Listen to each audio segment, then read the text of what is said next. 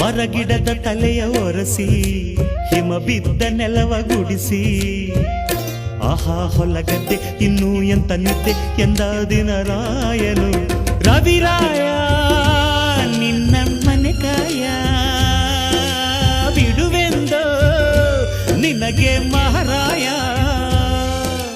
ಧಗ ಧಗ ಉರಿಯುವೆ ಜಗ ಜಗ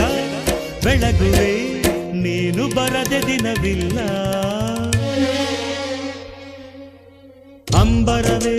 ಅಂಬರವೇರಿ ಸೂರ್ಯನು ಬಂದಾನು ಥಳ ಥಳ ಥಳ ಜಗ ಥಳ ಥಳ